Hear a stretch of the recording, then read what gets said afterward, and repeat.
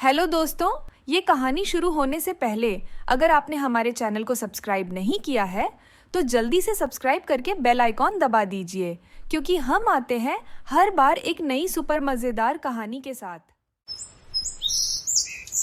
ये कहानी है सुमति की। सुमति गांव में रहती है और उसका बेटा राज शहर में मल्टीनेशनल कंपनी में जॉब करता है। सुमति का बेटा राज अचानक से शहर से उससे मिलने गांव आया था। बेटे को देखकर वो बहुत खुश हुई और फिर से वही शिकायतें उसकी शुरू हो गई जो हर माँ की होती है। कैसी शक्ल बना रखी है तूने? कितना दुबला हो गया है तू? अरे खाना पीना ठीक से खाता नहीं है क्या? बहुत काम करवाते हैं क्या ऑफिस वाले? अरे माँ, कहाँ दुबला हुआ हूँ, वैसा ही तो हूँ। पता नहीं यार, माँ की आंख ऐसी क्यों होती है, उसे अपना बच्चा दुबला ही दिखता है। सुमति रसोई में जाने लगी तो राज ने अपनी माँ का हाथ पकड़कर उसे सोफे पर बिठा लिया और कहा, माँ, मुझे आपसे कुछ बात करनी है। माँ ने खुश होकर उससे पूछा, क्या बात करनी है बेटा? माँ, मैं शादी के लिए तैयार हूँ। तू तैयार है? रुक, मैं तुझे कुछ दिखाती हूँ। सुमति ने सोफे के पास रखे टेबल से कुछ लिफाफे निकाले और उनमें से लड़कियों की तस्वीर निकालकर राज को दिखाने लगी। बोल, कौन सी है तुझे पसंद? राज ने उन तस्वीरों को बेमन से देखा और माँ से कहा, माँ, मुझे इनमें से कोई भी पसंद नहीं है। सारी इतनी सुंदर है, पढ़ी लिखी भी है। तब राज ने अपनी माँ से जो बात कही उसे सुनकर उनके चेहरे पर चमक आ गई। अरे सच, तूने लड़की पसंद कर ली? अरे कौन है वो? क्या नाम है उसका? कहाँ की है? अरे माँ, एक साथ इतने सारे सवाल। राज ने ज्योति की तस्वीर निकालकर दिखाई। सुमति बहुत खुश हुई। कितनी सुंदर है मेरी बहू, मैं बहुत खुश हूँ बेटा, बहुत खुश।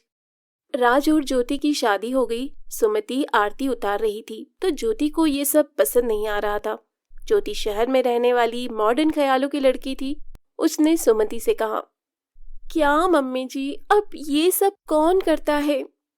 अरे क्यों नहीं, सभी करते हैं।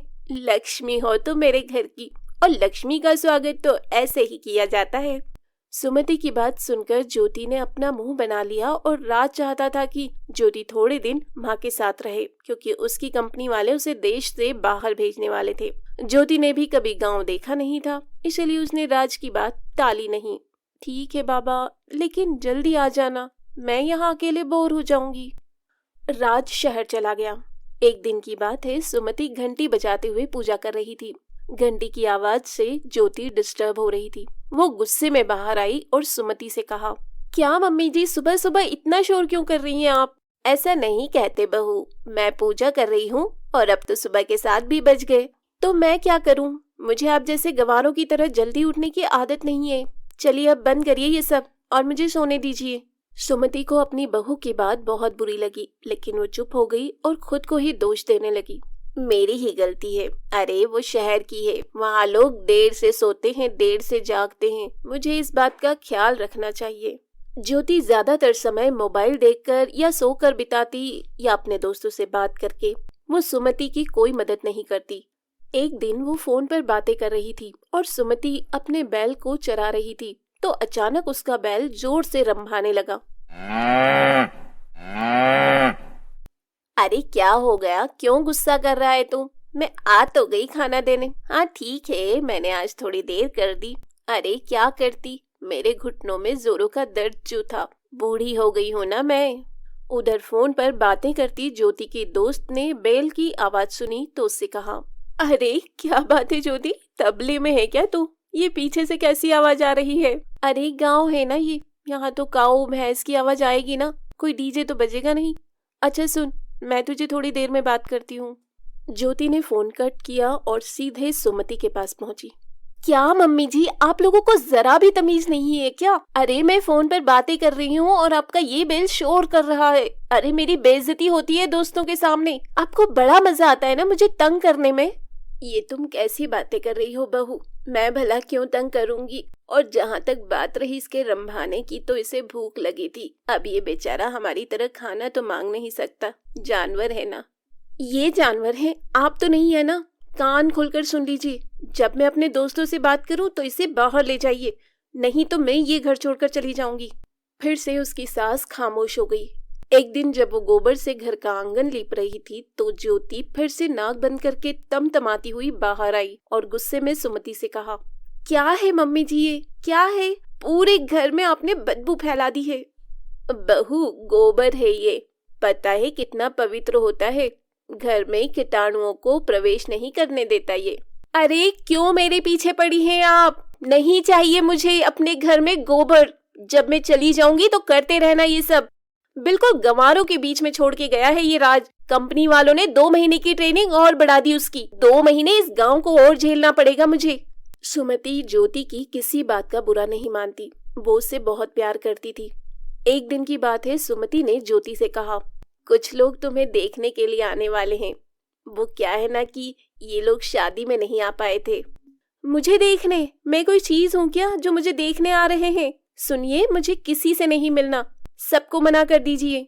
ज्योति सुमति का अपमान बार बार करती और बार बार उसे जलीकटी सुनाती, लेकिन सुमति अपनी बहू को कुछ नहीं कहती। उसे हमेशा यही लगता कि बहू शहर की है, वहाँ के तौर तरीके अलग होते हैं, उसे वो बदल नहीं सकती। एक बार की बात है, सुमति कुछ दिनों से बहुत बीमार थी। उसका बुखार उतरने का नाम ही नहीं ले रहा था, लेकिन ज्योति को इन सब से कोई फर्क नहीं पड़ता था। एक दिन ज्योति छत की बाउंड्री के पास खड़ी होकर अपने दोस्तों से बातें करते हुए अपनी सास की शिकायत करके अभी फोन रखा ही था कि तभी न जाने कैसे उसका पैर फिसल गया और वो छत से नीचे गिर पड़ी। ज्योति की आवाज सुनकर सुमति भागकर बाहर आई। उसने देखा कि ज्योति जमीन पर गिरी पड़ी है। बहू, ये कैसे हो गया? गांव में अस्पताल 4 किलोमीटर दूर था। सुमति को समझ नहीं आ रहा था कि वो क्या करे। बैलों को तुरंत बैलगाड़ी से जोड़ा और अपनी बहू को उसमें डाला और खुद ही बैलगाड़ी चलाकर अस्पताल की ओर जाने लगी। जल्दी चल और जल्दी चल, मेरी बहू को जल्दी से अस्पताल पहुंचाना है। दोनों बैल तेज गति से भागने लगे। कुछ देर बाद ही वे अस्पताल पहुंच गए। ज्योति की गंभीर हालत देखकर डॉक्टर ने उसे तुरंत एडमिट कर लिया और उसका इलाज शुरू कर दिया। कुछ देर बाद डॉक्टर ऑपरेशन थिएटर से बाहर आए। अब आपकी बहू की हालात में सुधार है। अगर आपने उसे लाने में जरा भी देर की होती तो कुछ भी हो सकता था। जब तक ज्योति अस्पताल में रही, सुमति न रात को सोती न दिन को। सारा समय उसके सिरहाने बैठी रही। उसकी किसी भी जरूरत को तुरंत पूरा कर देती। ज्योति को पता लग गया था कि सुमति किन परिस्थितियों में और कैसे उसे अस्पताल लेकर आई थी। उसे अपनी हर पुरानी बात आज याद आ रही थी और उसे पश्चाताप हो रहा था। माँ जी, मुझे माफ कर दीजिए, मैंने आपके साथ बहुत बुरा किया। क्या नहीं कहा आपको, लेकिन आपने मेरी जान के लिए क्या कुछ नहीं किया। मेरी गलतियों के लिए माफ कर दीजिए। अरे कोई गलती नहीं की तूने, तू ठीक हो गई बहू, बस मेरे लिए यही सबसे बड़ी बात है। तभी ज्योति को बैल के रंभाने की आवाज आई। पता है तू यहाँ बीमार है तो मेरे दोनों बैलों ने भी खाना पीना छोड़ दिया है। वो अस्पताल के बाहर ही खड़े रहते हैं। सच कहूँ तो वो ना होते तो पता नहीं मैं तुम्हें कैसे अस्पताल लेकर आती। सुमति की बातों को सुनकर ज्योति की आंखों से आंसू निकलने लगे। वो बाहर निकली और बैलों को गले लगाकर उनसे भी माफी मांगी। ज्योति बदल गई थी। उसे गांव अच्छा लगने लगा था और सुमति में तो उसकी जान बसने लगी थी। बहुत पुराने समय की बात है। शिशु विद्या मंदिर स्कूल की एक प्रिंसिपल थी जिसका नाम था ममता। ममता के 2 बेटे अजय और विजय थे।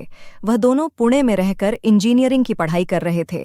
तभी एक रोज उन दोनों बेटों ने अपनी माँ को कॉन्फ्रेंस कॉल पर लिया। माँ, हमने आपको एक बहुत बड़ी खुशखबरी देने के लिए फोन किया है। कैसे खुशखबरी? कहीं तुम दोनों ने अपने लिए लड़की पसंद करके वहीं शादी तो नहीं कर ली? अगर ऐसा कुछ है तो यह कोई खुशखबरी नहीं बल्कि दुख खबरी है मेरे लिए। अरे नहीं माँ, आप तो जब देखो हमारी शादी के पीछे ही पड़ी रहती हो। खुशखबरी ये है कि हम दोनों को एक बहुत बड़ी कंपनी में नौकरी मिल गई है। यह तो बड़ी खुशी वाली बात है। बच्चों, आखिर तुम दोनों की मेहनत रंग लाई, लेकिन एक बात का ध्यान रखना, नौकरी मिलते ही लड़कियां पीछे पड़ जाती हैं। वहां किसी लड़की के चक्कर में पड़कर उनसे शादी मत कर लेना, क्योंकि तुम दोनों की शादी तो मैं ही करूंगी। अरे माँ, उसकी चिंता तो तुम लो ही मत।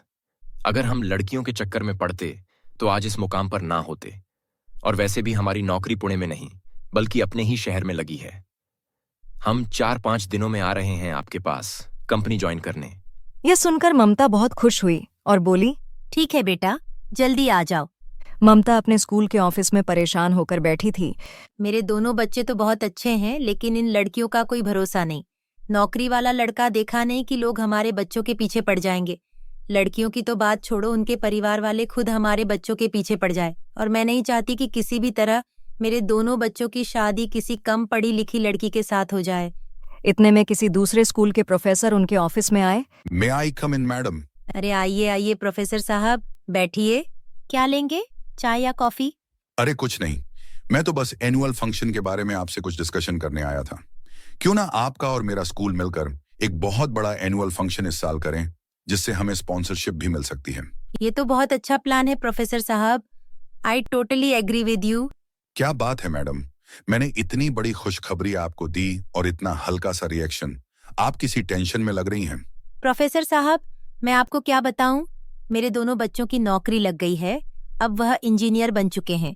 इससे पहले कि वह किसी लड़की के चक्कर में पड़ जाएं, जल्दी से मैं उन दोनों की शादी कर देना चाहती हूँ।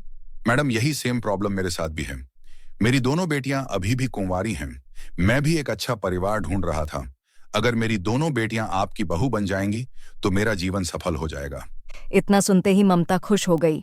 उसने सोचा कि एक प्रोफेसर की बेटी है तो अनपढ़ होगी नहीं, इसलिए उसने तुरंत हाँ कर दी और उनके दोनों बेटों के आते ही ममता ने उनकी शादी कर दी। मेरी प्यारी बहुओं, आज तुम दोनों की इस घर में पहली रसोई है। तुम दोनों बहनें हो, यह बहुत अच्छी बात है। तो जाओ और मिलकर कुछ भी बना लो। ठीक है सासू माँ।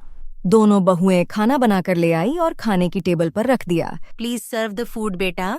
सर, सासू माँ आपका सर दर्द कर रहा है क्या? अभी दबा देती हूँ। रानी अपनी सास का सर दबाने लगी, लेकिन तभी उसकी सास हैरान होकर खड़ी हो गई। अरे रानी, मैंने कहा सर्व द फूड, सर दबाने को नहीं कहा मैंने। हाँ, वही तो दबा रही थी मैं, आपने रोक दिया। अरे, मेरे कहने का मतलब है कि खाना परोस दो। अरे तो ऐसे बोलो ना सासू माँ। रानी को लगा कि आपने सर दबाने को कहा है। तुम दोनों को इंग्लिश बोलनी नहीं आती क्या? अरे सासू माँ, इंग्लिश सीखने के लिए स्कूल जाना पड़ता है, पर हम दोनों तो कभी स्कूल गए ही नहीं। हमारा पढ़ने में मन ही नहीं लगा कभी। हम लोग सिर्फ एक बार सुबह सुबह स्कूल गए थे, लेकिन दोपहर को वापस आ गए। फिर अगली सुबह से हम लोग स्कूल गए ही नहीं।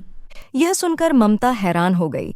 उसे बस हमेशा से इसी बात का डर था कि उसके दोनों बेटों की शादी कहीं गंवार और अनपढ़ लड़कियों से ना हो जाए, और ठीक वैसा ही हुआ। ओहो, जिस बात का डर था वही हुआ। खैर, उनके दोनों बेटों ने उस वक्त तो कुछ नहीं बोला। रात में दोनों बेटे अपनी माँ के कमरे में गए। माँ, आपने हमें शादी करने के लिए रोक दी थी, पर आपने तो हम दोनों की शादी अनपढ़ लड़कियों से कर दी। अब मैं क्या करूं बेटा, ये दोनों बेटियां प्रोफेसर साहब की हैं। मैंने ऐसा सपने में भी नहीं सोचा था कि प्रोफेसर की लड़कियां अनपढ़ निकलेंगी। खैर, वह दोनों अपने अपने कमरे में सोने चले गए। अगली सुबह ममता की कुछ सहेलियां उसकी बहू से मिलने आईं। अरे कौशल्या, विनीता, तुम सब यहाँ। हमने सोचा तेरी बहुओं से मिल लिया जाए, और बहुत दिनों से तुझसे भी नहीं मिले थे, तो सोचा इसी बहाने तुझसे भी मिल लेंगे हम। बहुत अच्छा किया तुम लोगों ने। अरे बहू, जल्दी बाहर आओ, चाय नाश्ता लेकर देखो, तुम लोगों से मिलने कोई आया है। वो लोग आपस में बैठकर बातचीत करने लगी। थोड़ी देर बाद बहुएं चाय लेकर आ गईं। हेलो बेटा। इतने में उसकी दोनों बहुएं जोर जोर से हिलने लगीं। उन दोनों के हाथ में चाय के कप थे। वो चाय उनकी सहेलियों के ऊपर गिर गई। ममता, तेरी बहुओं को दौरे पड़ते हैं क्या? जोर जोर से हिलने क्यों लगी? सारी चाय हम पर गिरा दी। चाची, आपने ही कहा हिलो बेटा, तो हम लोग हिलने लगे। ममता की सहेलियां यह सुनकर हैरान हो गईं। ममता, तूने अपनी बेटों की शादी इन गंवार और जाहिल लड़कियों से कर दी। अरे ओ चाची, गंवार होगी तुम्हारी अम्मा। भले ही हम पढ़े लिखे नहीं हैं, लेकिन गंवार और जाहिल नहीं। ममता, तूने अपनी बहुओं से हमारी बेइज्जती करने के लिए बुलाया है क्या? ओ काकी, हमारी अम्मा से ऊंची आवाज में बात करने की कोशिश भी मत करना। और दूसरी बात, हमारी सासू माँ ने तुम लोगों को नहीं बुलाया, बल्कि तुम लोग खुद हमसे मिलने के लिए आई हो। ममता, तू अपनी बहुओं को कुछ समझाती क्यों नहीं? तू चुपचाप क्यों बैठी है? तू भी इन गंवार के साथ है क्या? मेरी बहुएं बिल्कुल सही कह रही हैं। भले ही वो पढ़ी लिखी नहीं है, लेकिन बार बार अगर उन्हें गंवार और जाहिल कहोगी तो उन्हें गुस्सा तो आएगा ही। अपनी बेइज्जती का बदला तो हम लेकर रहेंगे। चल विनीता। इतना बोलकर उसकी सहेलियां वहां से चली गईं। सासू माँ, हमें लगा नहीं था कि आप हमारा पक्ष लेंगी। आप तो बहुत अच्छी निकली। बहू, अब तुम लोग जैसी भी हो मेरी बहुएं हो। भले ही तुम लोग पढ़ी लिखी नहीं हो, लेकिन गवार कहने का हक किसी को नहीं है। ऐसे ही दिन बीतते गए। कुछ दिनों बाद शहर में एक बहुत बड़ा फैंसी शो कंपटीशन हुआ। दीदी, क्यों ना हम दोनों भी इस कंपटीशन में भाग लें। 6 महीने बाद कंपटीशन होने वाला है, तब तक हम लोग तैयारी कर लेंगे। लेकिन हम लोग बिल्कुल भी पढ़े लिखे नहीं हैं। हम लोगों की तो 1000 लोगों के सामने बेइज्जती हो जाएगी। अरे, अभी 6 महीने बाकी हैं और हमारी सासू माँ इतना बड़ा स्कूल चलाती हैं। स्कूल की प्रिंसिपल हैं तो हमें तो थोड़ा बहुत पढ़ा ही सकती हैं। तुम लोगों ने बिल्कुल सही कहा और मैं तुम लोगों का यह फैसला सुनकर बहुत खुश हुई कि तुम लोग कम से कम इसी बहाने पढ़ाई तो करना चाहती हो। मैं तुम लोगों को पढ़ा दूंगी और यह वाला शो तुम दोनों को जीतना ही पड़ेगा, क्योंकि उस शो में कौशल्या और विनीता की बहुएं भी भाग ले रही हैं। उनके सामने मजाक मत उड़वाना। माँ जी, हमें ये बात पता है कि उनकी बहुएं भी भाग लेने वाली है, इसीलिए तो हम भी भाग लेने जा रहे हैं। उन्होंने हमें गवार और जाहिल कहा था ना, इसका बदला तो हम लेकर ही रहेंगे। उसी दिन से ममता ने अपनी दोनों बहुओं को पढ़ाना शुरू किया। दिन में 8 से 10 घंटे वह दोनों पढ़ने लगे। उन्हें 6 महीने में थोड़ा थोड़ा अंग्रेजी बोलना भी आ गया। कंपटीशन का दिन आ गया। ममता अपनी दोनों बहुओं को लेकर उस शो में पहुंच गई। वहां पर कौशल्या और विनीता ने जब उन दोनों बहुओं को देखा, तब वो लोग हंसने लगे। ये देखो, स्कूल की प्रिंसिपल अपनी गवार सेना लेकर फैंसी शो जीतने आई है। अभी तो कम बेइज्जती हुई थी, आज हजारों लोगों के सामने बेइज्जती कराने आ गई ममता। ममता ने उस वक्त कुछ नहीं बोला। दोनों बहुओं ने देसी स्टाइल में साड़ी और देसी मेकअप किया, जो कि वहां के जजेस को बहुत पसंद आया। आज जिस ग्रुप ने यह शो जीता है, उस ग्रुप का नाम है ममता ग्रुप। ममता जी की दोनों बहुओं ने देसी संस्कृति को एक बार फिर से निखारा है। आज से ये दोनों लड़कियां हमारी कंपनी की ब्रांड एम्बेसडर रहेंगी, जिन्हें हर साल 20 लाख दिए जाएंगे। एक बार जोरदार तालियां हो जाए। हम कुछ कहना चाहते हैं। शो के एंकर ने उन दोनों को माइक पकड़ा दिया। हम दोनों बिल्कुल भी पढ़ी लिखी नहीं थी। शो शुरू होने के 6 महीने पहले ही हमारी सासू माँ ने हमें पढ़ाना शुरू किया।